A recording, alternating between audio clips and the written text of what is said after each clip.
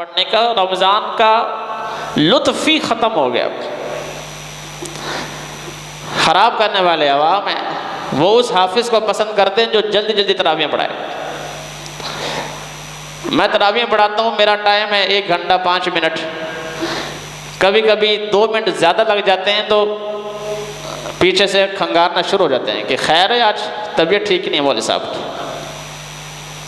2-3 minute زیادہ لگ جائیں تو پیچھے سے آوازیں آنا شروع ہو جاتی ہیں۔ میرے بھائیو، آپ تراویح تھوڑی پڑھ لیں گے نا، تھوڑا کھائیں اچھا کھائیں۔ زیادہ کھا لیا لیکن اچھا نہیں کھایا تو بدہضمی کرے گا، پیٹ خراب کرے گا۔ اگر آپ کی ہمت نہیں ہے 20 مت پڑھیں، تھوڑی پڑھ لیں لیکن پڑھیں اچھی۔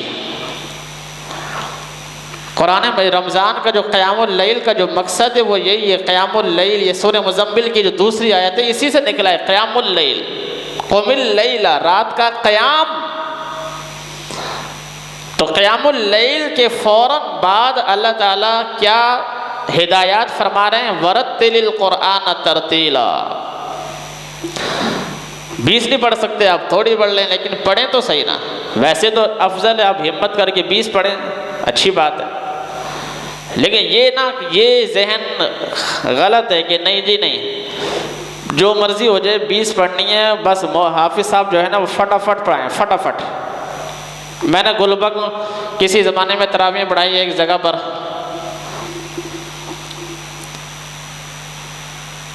تو یہ ترتیب تھی 1 گھنٹہ 10 منٹ۔ ایک دفعہ میں نے نا ذرا شرارت کے ساتھ کہہ لیں آپ 40 منٹ میں تراویح ختم کر دی۔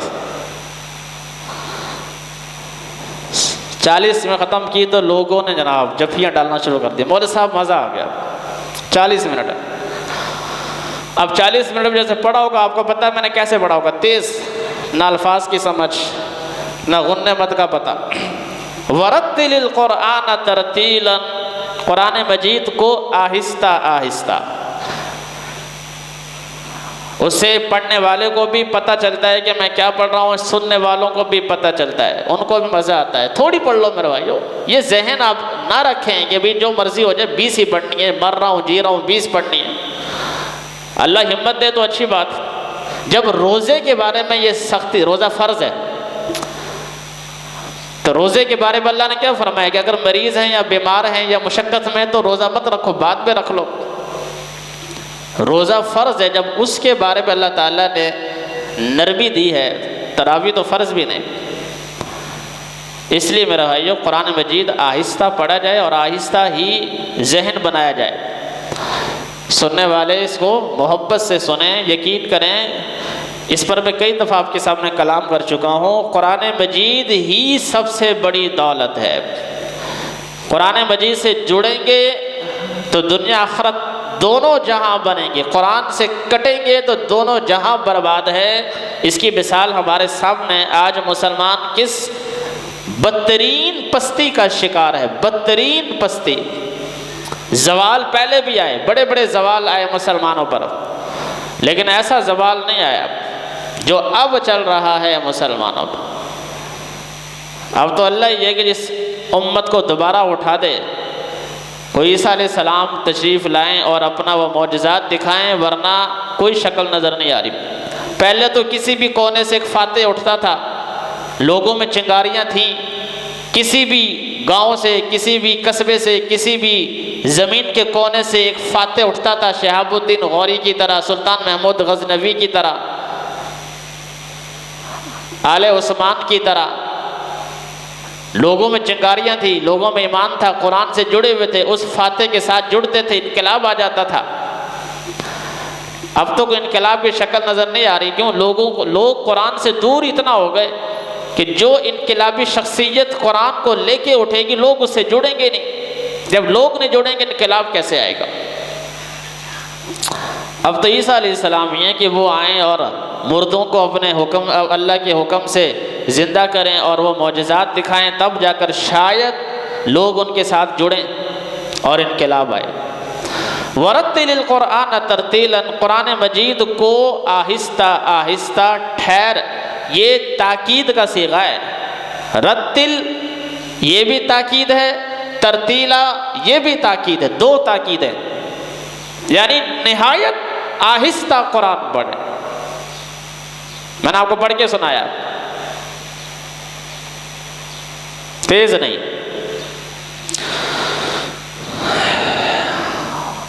اور تیسری تعلیم کیا دی اللہ تعالیٰ نے؟ فرمایا وَاذْكُرِ اسْمَ رَبِّكَ وَتَبَتَّلْ إِلَيْهِ تَبْتِيلًا۔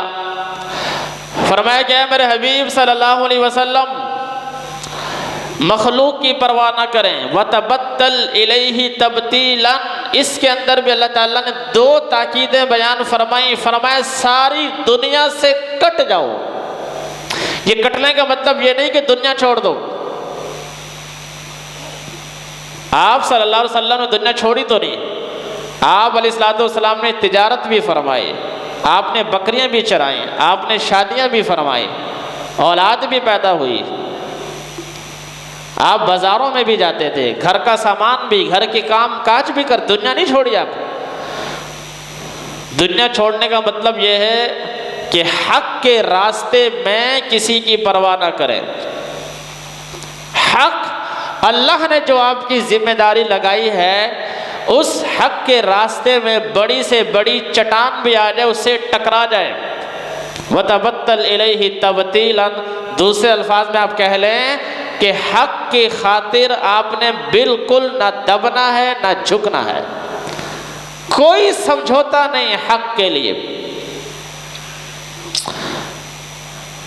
اب اس مضمون کی قرآن مجید میں اور بہت سی آیات ہیں جہاں اللہ تعالیٰ نے حضور علیہ السلام کو یہی تعلیم دی، یا جو رسول بلغ ما انزل الیک من ربک، اے میرے حبیب صلی اللہ علیہ وسلم اللہ نے جو آپ کو پیغام دیا وہ لوگوں تک پہنچائیں۔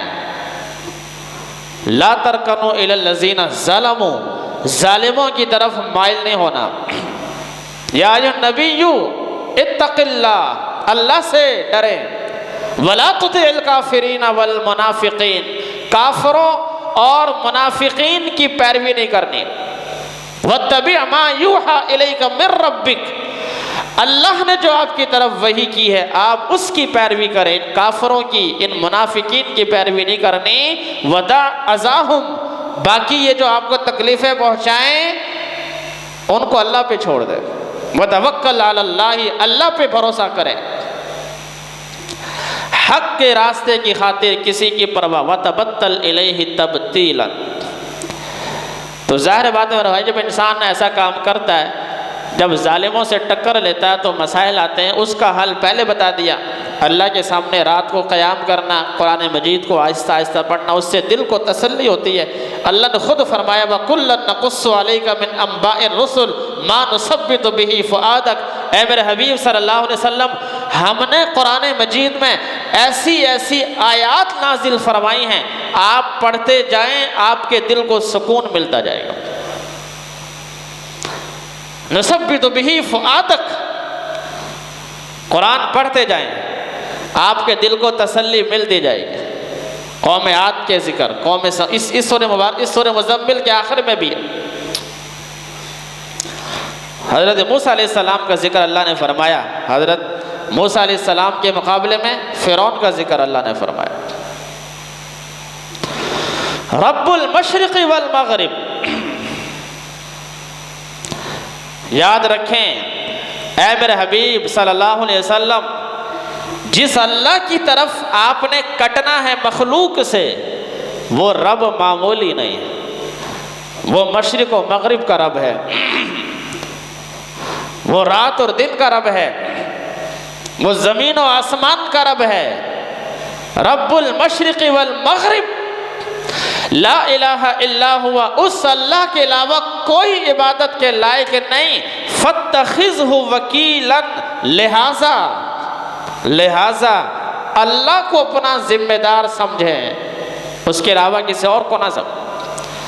اور میرے بھائیو ایسا ہی ہوتا ہے، آپ مخلوق میں سے جس پر بھی اعتماد کریں گے آپ کو دھوکہ دے گا، حتیٰ کہ اولاد، بیوی، بچے یہ بھی دھوکہ دے دیتے ہیں۔ یا ایھا الذین آمنو، اے ایمان والو، حق کی خاطر کسی پر بھروسہ نہ کرنا، سوائے اللہ کے، ان من ازواجکم، نہ بیویوں پر، و اولادکم، نہ اولاد پر۔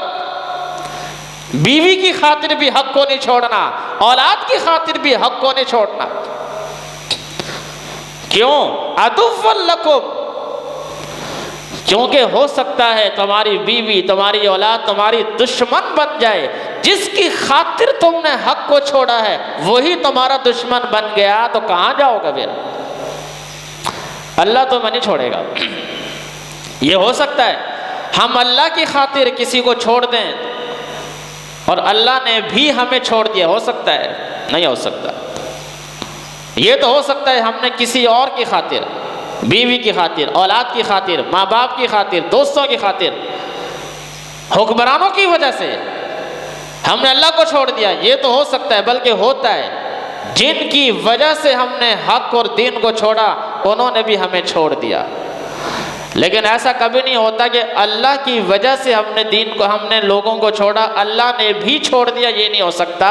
اللہ رب العزت یہی تعلیم ارشاد فرما رہے ہیں، اے میرے حبیب صلی اللہ علیہ وسلم، جس اللہ کی طرف آپ نے کٹنا ہے، لوگوں کی تکلیفوں کو برداشت کرنا ہے، وہ معمولی نہیں، وہ مشرق و مغرب کا رب ہے، دن اور رات کا رب ہے۔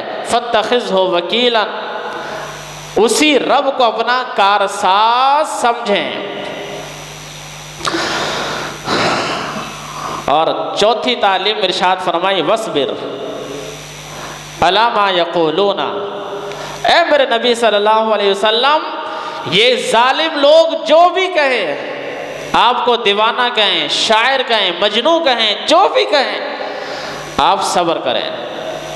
صبر، صبر، صبر کا بدلہ جنت ہے۔ رمضان صبر کا مہینہ ہے، حدیث میں آتا ہے، اور صبر کا بدلہ جنت ہے۔ گناہوں سے اپنے آپ کو بچائیں، رمضان کا پیغام ہے۔ وَاصْبِرْ عَلَىٰ مَا يَقُولُونَ، ایک اور مقام پر پارہ نمبر 14 میں اللہ تعالیٰ نے ارشاد فرمایا، وَلَقَدْ نَعْلَمُ أَنَّكَ يَضِيقُ صَدْرُكَ بِمَا يَقُولُونَ، اے میرے حبیب صلی اللہ علیہ وسلم، ہمیں معلوم ہے، ہم جانتے ہیں، ان ظالموں کی پروپیگنڈے کی وجہ سے، ان کی نازیبا گفتگو کی وجہ سے آپ کا دل تنگ ہوتا ہے۔ اس تنگی کا علاج وہی بتایا پارہ نمبر 14 میں، علاج وہی بتایا، تنگی کا علاج فسبح بحمد ربک، اپنے رب کی تسبیح بیان کرے، وعبد ربک، اپنے رب کی عبادت کرے، وکم من الساجدین، نماز پڑھیں۔ یہ اصول میرے بھائیوں ہم سب کے لیے ہیں۔ کسی کو بڑے ظالم سے پالا ہے، کسی کو چھوٹے ظالم سے پالا ہے، کسی کو حکومتی سطح پر ظالموں سے پالا ہے، کسی کو اپنے گاؤں کے چودھری کی سطح تک ظالم سے پالا ہے، کسی کو اپنے گھر میں کسی ظالم سے پالا پڑ واسطہ پڑا ہوا ہے، تو پھر کیا کرے؟ یہی کام کرے جو اللہ نے اپنے نبی صلی اللہ علیہ وسلم کو تعلیم فرمائے۔ یہ تو ہیں تعلیمات جو نبی صلی اللہ علیہ وسلم کو اللہ نے فرمائی، اور آگے ظالموں کا انجام بیان فرمایا۔ اللہ اکبر، ظالم ظلم کرنے والوں مت سمجھو کہ اللہ ہمارے ظلموں سے غافل ہے۔ ذرنی والمکذبین اولی النعمتی، اے میرے حبیب صلی اللہ علیہ وسلم، یہ جو میں نے تعلیمات دی ہیں آپ ان پر عمل کریں، باقی رہے ظالم ان کو مجھ پہ چھوڑ دیں۔ آگے اللہ نے وہی فرمایا، ظالم کون ہے؟ اولی النعمتی، جن کو ہم نے نعمت عطا کی، جن ظالموں کو ہم نے دولت عطا کی، اقتدار عطا کیا، بیٹے عطا کیے، ہم نے تو عطا کیے، نعمت عطا کی تاکہ زمین پر انصاف قائم ہو، عدل کا نظام قائم ہو، ہم نے تو اقتدار عطا کیا تاکہ مظلوموں کے لیے سہارا بنے، دین کی خدمت کریں، لیکن ان ظالموں نے اللہ کی اس نعمت سے غلط فائدہ اٹھایا۔ ان کان ذا مال و بنین، سورہ قلم انہوں نے ظلم اور زیادتی کی. کیوں؟ اس وجہ سے کہ اللہ نے ان کو مال دیا، اللہ نے بیٹے دیے، اللہ نے لشکر دیے، انہوں نے غلط استعمال کیا. اے میرے نبی صلی اللہ علیہ وسلم، ان ظالموں کو جو کہ نعمت والے ہیں ان کو مجھ پہ چھوڑ دیں. لیکن ساتھ ساتھ اللہ نے یہ بھی فرمایا، اے میرے نبی صلی اللہ علیہ وسلم وَمَهِّلْهُمْ قَلِيلًا، ان ظالموں کو تھوڑی سی مہلت بھی دے دے. یہ حضور کو تسلی دی کہ ظالموں کو میں پکڑوں گا ضرور، لیکن ذرا مہلت کے ساتھ. کیسے پکڑوں گا؟ اِنَّ لَدَيْنَا أَنْكَالًا وَجَحِيمًا، بے شک ہمارے پاس جہنم کی بیڑیاں ہیں. آگے یہ الگ موضوع میرے بھائیو، قرآن مجید کے دوسرے مقامات پر اللہ تعالیٰ نے اس کی تفصیلات بیان فرمائی ہیں. اہل جہنم کو بیڑیاں پہنا کر، گردن میں توق ڈال کر، گرم توق، دہکتے گاروں میں دہکے ہوئی بیڑیاں ان کے پاؤں میں پہنا کر، ثم فی سلسلۃ ذرعها 70 ذراعا، وہ بیڑی بھی چھوٹی نہیں، 70 گز لمبی ہوگی. ہمارے پاس وہ بیڑیاں ہیں ان ظالموں کے لیے.